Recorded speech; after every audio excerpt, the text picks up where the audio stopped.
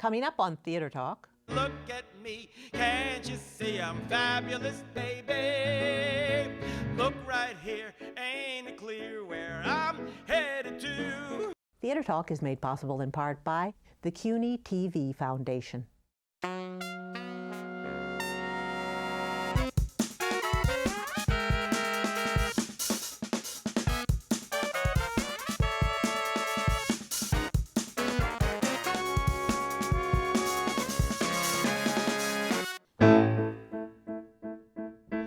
Look at my style, could it be more glam?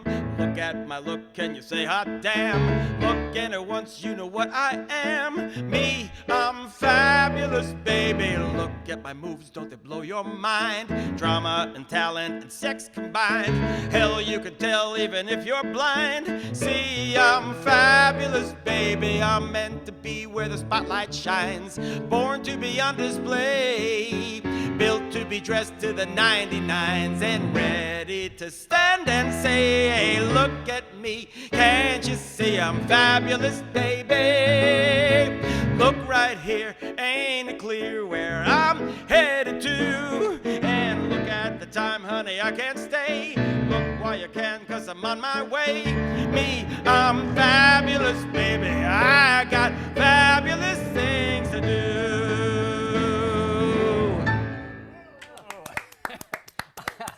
I love that song. I love that song. That is Fabulous Baby from Sister Act, which is an absolutely terrific show that Susan and I both love on Broadway. Right, absolutely. This is Theater Talk. I'm Michael Riedel of the New York Post. And I'm the show's producer, Susan Haskins. And we have a special treat tonight for you because we have the composer of Sister Act, Mr. Alan Menken, one of the great musical theater and movie composers, is here with us on Theater Talk. Congratulations on Sister Act and that wonderful score.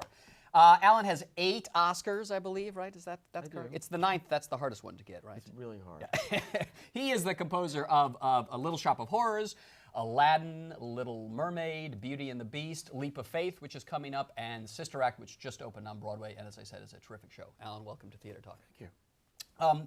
What I love so much about Sister Act is that you have captured what's called that Philadelphia sound for the show. Why did you decide to go in that idiom? And what for you is that Philadelphia sound? Well, the movie was in an R&B sound, basically a place. I had already been to that place with Little Shop. That's right, yeah. And I wanted to give the musical its own personality. I've always had on my wish list doing a musical with a disco score and pulling on that really entertaining sound. There's something about that period that was both wonderful and silly. You were in the middle of that period. I was in that. I didn't go to discos. I was more of a hippie back. But when disco came, I remember when the Bee Gees went from their soft sound to main course and that whole Saturday Night glam Fever. world that then comes into play. Wonderful. It brings with it so much style and so much attitude. And when I mentioned to Glenn that I thought this would be a great, Glenn Slater, who did the great lyrics for the show. Yeah. That this would be a great world to draw on, he said, let's go, let's do it. Can you give us an example, since we've got you at the piano, just of the sound of the Philadelphia sound? What does it sound like to you? I mean, what were you working with writing these songs? You know, the harmony of it, or a little snatch of something that's in your mind that captures the spirit of it? Well, if you think of Donna Summer, she works hard for her money, or It's Raining Men, or that kind of driving. Let's get it on, baby. It was a combination of smooth soul and psychedelic funk and disco and. It's hard to encapsulate it because what I like to do always is kind of lose myself in a style, right, and then just kind of bring that over into telling a story and say, well, why would this particular style work for the storytelling? And also, we have a lot of pastiche scores on Broadway, but I found with Sister Act that these songs could have been written of the era. They feel authentic, not pastiche. That's what you're trying to do. Yeah, absolutely, what we're trying to do. And I think, to the credit of a lot of, in terms of what Mark and Scott did for Catch Me If You Can, those are authentic too. There's just different styles of music. Ideally, what you want is that everyone goes, oh, I get it. Right. I get where you're coming from.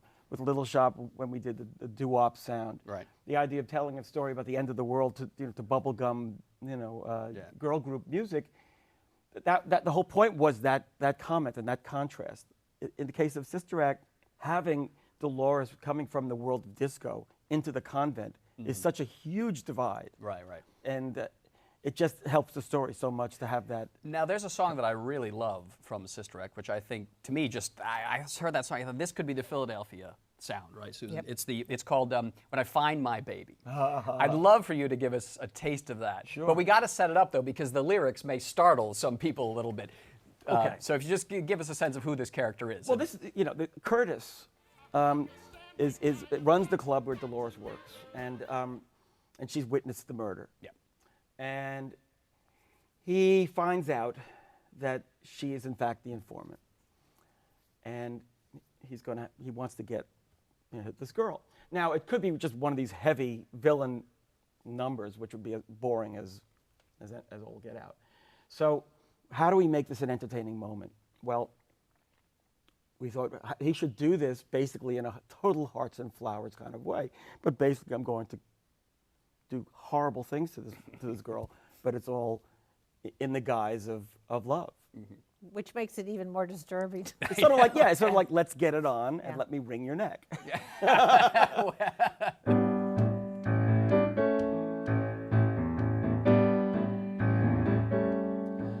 know the way that she thinks, I know her habits and kinks, I know the stuff she's all about. I know the people she knows and all the places she goes. I know her up, down, inside out. I know the needs that she's got. I know what gets the girl hot. I know I got the inside track. And yeah, I know she's upset. Well, let her play hard to get. 'Cause if I know one thing, I'm getting her back. Because I know that girl. I feel that girl. I understand that girl. And if I want that girl, I'm gonna get that girl. I'm gonna let that girl get away. No way. And when I find that girl, I'm gonna kill that girl. I'm gonna wham, bam, blam, and drill that girl. Won't say rest until that girl is safe and sound 6 feet below. No, when I find my baby, I ain't letting her go. This takes us back to Little Shop, where you had a big Absolutely. homicidal vein in there as well. Yeah. Glenn is, of all the lyricists I work with now, Glenn is the one who's the closest to Howard. Howard Ashman, who was Howard, the the great great lyricist Howard you worked Ashman, with so many times. who loved to embrace a pop style or a known style, then Twisted. Yeah. Now, we want to sort of go through your career tonight, and we have this fabulous picture of you from... with the aviator glasses. This is what, circa 19... It's got to be early 70s. Early 70s at Snafu. You grew up in New York City. I was born in New York City, and then grew up in New Rochelle. Born in Manhattan, and then my parents moved to New Rochelle when I was, I don't know how old. And were you a kid coming to Broadway all the time? Were you running down to see all the shows? No, you weren't a Broadway kid. Well, not really. My parents were. We had all the cast albums, and we listened to the shows. But I thought, no, I'm gonna be a rock star. I'm gonna write pop music. And well, first I wanted to be Beethoven. Then I wanted to be the Beatles. Then I wanted to be Bob Dylan. And were you classically trained on the piano? Somewhat. I was one of these very ADD kids who I could never focus on practicing. So I'd learn the beginning of a Beethoven sonata. Can you still play?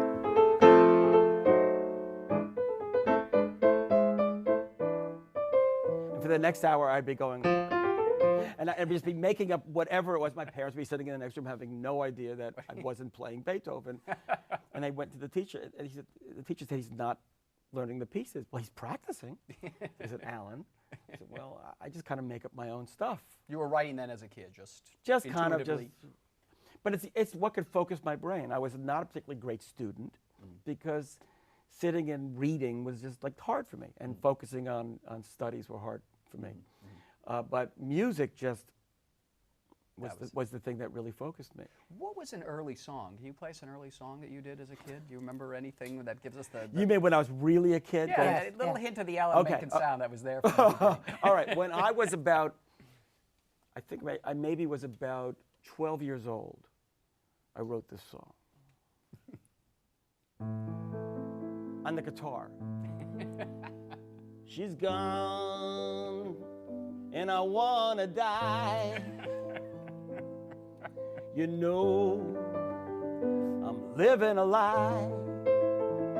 She'd have stayed if only I had asked. But I know I can't bring back the past. Because I only had like a few years of past. Did you have a particular girl in mind when you were singing this, writing this when you were 12? Ellen? The fantasy girl of my dreams. That's great. No, but I used to film. I went to NYU as a pre-med, poor NYU, and I would just go to the piano practice room and just fill notebooks full of songs, and then when I graduated at NYU. I was clearly not going to go to graduate school. Mm-hmm. I just was not into school. I had actually joined the BMI workshop already. Where so many of you came out of Layman Ingalls' famous workshop where he taught you and Maura Yeston and Susan Birkenhead and Ed Kleben how to write musicals. Yes, and it was a great thing. So to appease my parents, I joined this musical theater workshop and began just learning how to write musicals, and that just opened my entire life. Now, there's an early song of yours that your friend Maura Yeston told me that I had to ask you to sing of for course. us. Thank you, Maury. Maury said, if you're going to have Alan on the show, you have to have him sing this early song called Pink Fish. All right, so the story about this song is funny. Okay, well, before Howard, I used to write my own lyrics. Right, and I was a pretty good lyricist, I think, I must say. I think Layman Engel, the great Layman Engel, thought I was a pretty good lyricist. But starting with Howard, the idea of having the book writer and lyricist as one and the same was such a wonderful luxury, and Howard was the best. But I was doing nightclub acts, and there was a young performer named David Summers, who has since passed away. And David was the young, new ingenue boy in town from Texas, straight out of Texas, and he needed a comedy song. Now, God bless David, he just wasn't particularly funny. So I said, well, let's write something that would, This Texas boy in New York. deal with this Texas boy in New York. So I talked to him, and I said, tell me about when you first came to New York. He said, well, I remember coming into the bank, and I see this sign that said Chinooka Club. And I said, what's the Chinooka Club? How do I join it? No. I said, I think we have some pay dirt here. So I wrote this song.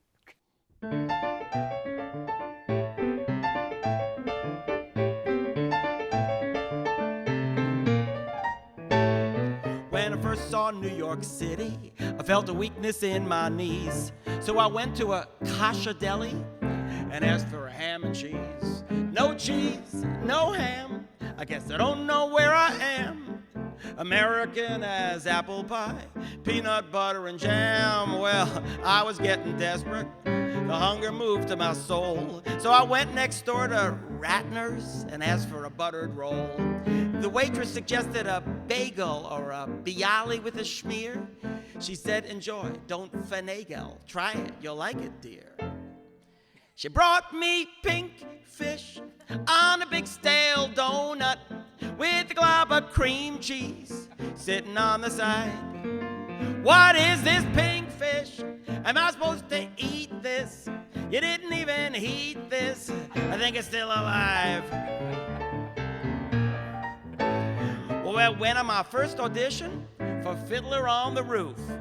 When I saw the other actors there, I thought I'd made a goof. No beanie, no beard, I guess I looked kind of weird. But when I heard it was a religious show, well, I was mighty cheered. So I strode into the tryout and sang Amazing Grace.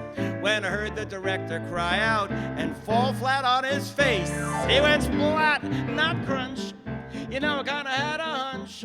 So I took a look, and I was right. His face was in his lunch, which consisted of pink fish on a big stale donut with a glob of cream cheese sitting on the side. They were all eating pink fish, and it made me go nuts. I may have no guts, but I got my pride. When my pastor came to visit, I made grits and chicken fried steak. Something was wrong. I said, Father, what is it? He said, son, I need a break. take me to a Jewish deli for a corned beef and a knish.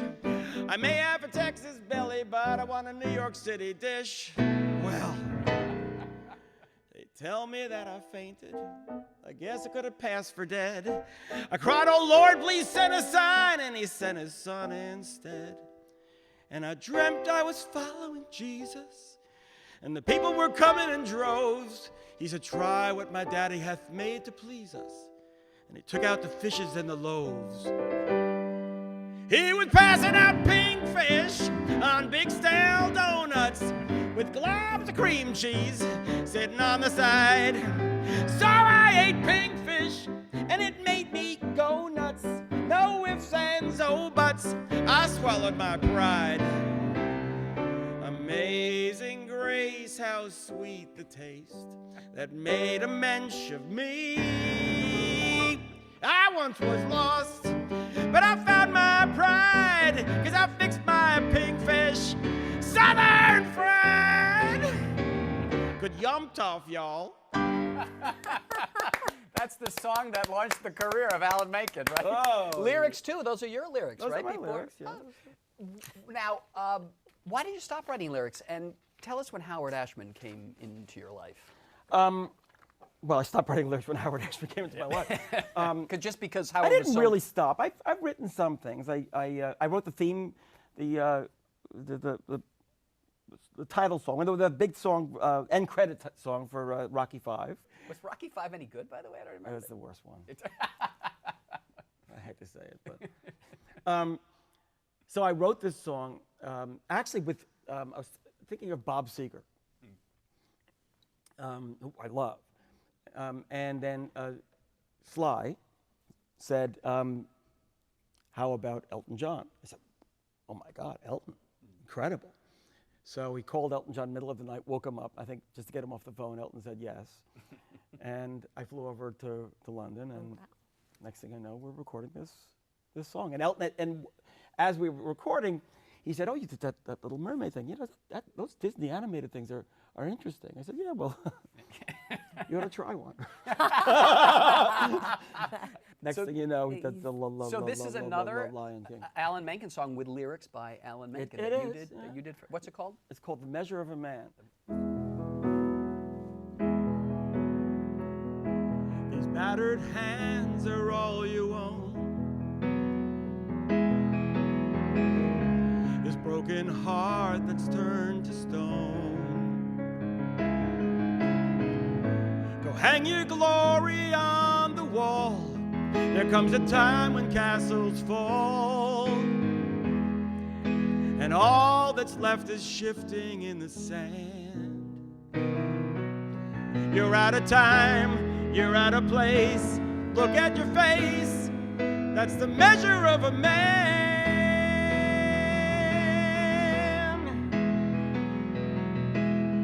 Drums kick in. The coat that fits you like a glove. That's a good one. Very macho. Yeah, It's interesting though, because you go from, and what I've always admired about you, you go from something like Pinkfish, a comedy song, to writing that's a kind of mid '80s sort of ballad. I mean, you Yeah, could it's a power. I mean, I'm kind of a basically I'm a chameleon, which is probably why it's good that I become a recording artist. I love losing myself in a musical style, and just coming through that style, through the characters, through the story, and yet you have a distinctive sound. You really do. I mean, when I was sitting in Sister Act, I went, that's so Alan Menken. Yeah, we'll get to that Alan Menken sound. We get the Disney things, but I do want to talk to you about Howard Ashman and when Howard came into your life. When did you first meet Howard? I know Howard had done a little show. He just wrote the book for it, I think, called Dream Stuff, down at the Astor Place Theater, and I'd heard about it at the time, and he was, I think, coming aboard just to write the book and direct a musical of Kurt Vonnegut's novel, God Bless You, Mr. Rosewater. And somehow, actually through Maury and through Lehman, Howard was looking to meet with various composers. And so I was one of the composers he wanted to meet with.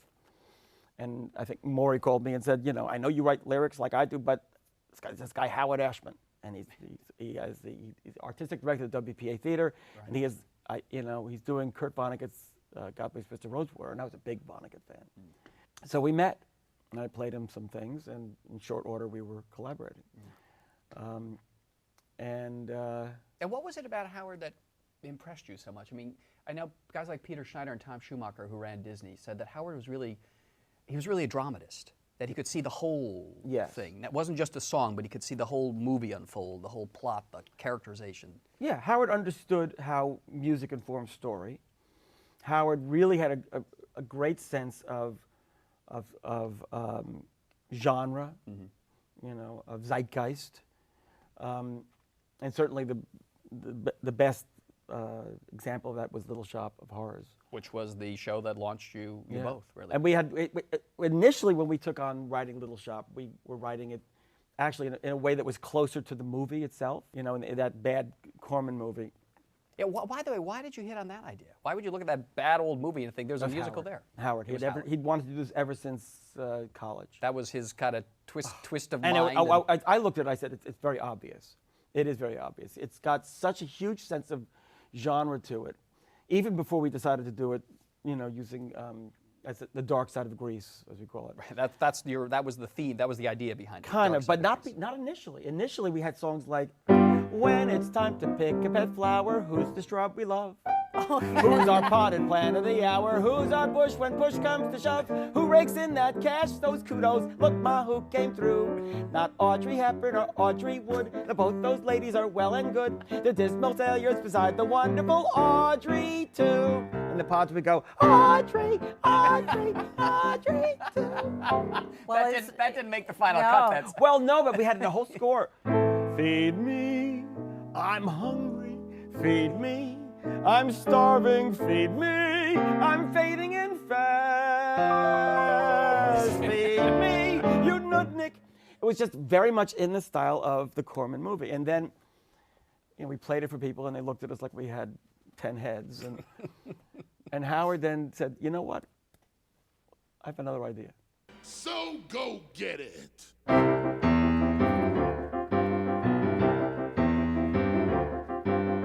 Little shop of horrors, little shop of terror, call a cop.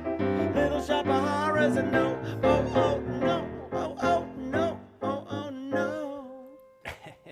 We had other songs in that style that went further. Feed me. Oh, feed me, Seymour. Feed me all night long. That's right, boy. You can do it. Feed me, Seymour. Feed me all night long. If you feed me, Seymour, I can grow up big and strong. Once you found that tone, then the show changed, and then you were able to get it up and get the money going for it. Well, we opened it at WPA Theater. It was Howard's Theater. Right. We did it twice, and in both cases, we had a great result. One was Rosewater. It moved instantly to the Intermedia Theater on 2nd Avenue, and then Little Shop, which just was boom. Exploded. Oh, we've got to wrap up the segment, but we'll ask you, will you stick around for next week? Because we haven't even begun to get to the Disneyfication of Alan Menken. The Disneyfication. But Okay, can sure. we go out? We have How some about of our... Somewhere That's I was going to, Green? yes. I know Seymour's the greatest, but I'm dating a semi-sadist, so I got a black eye and my arms in a cast. Still, that Seymour's a cutie. Well, if not, he's got inner beauty. And I dream of a place where we could be together at last. A matchbox of our own, a fence of real chain link, a grill out on the patio, dispose all in the sink, a washer and a dryer and an ironing machine, in a tract house that we share, somewhere that's green. Gorgeous. Alan Menken, thank you so much. Stick around for next week, and we'll cover those little things you did for Disney. Little Mermaid, Beauty and the Beast, those sorts of things. And more Sister Act. And more Sister Act. Yeah. Thank you, Alan Menken. And Susan, good night from Theater Talk.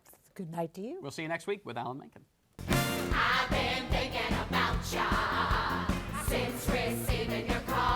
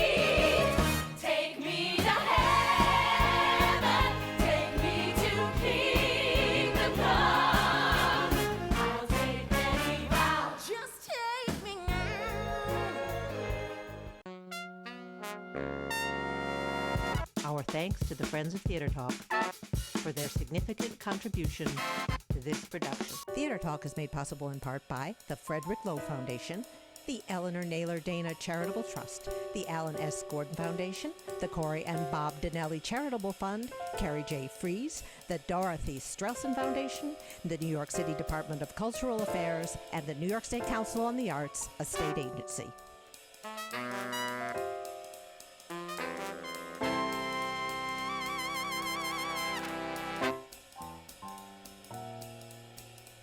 We welcome your questions or comments for Theater Talk. Thank you and good night.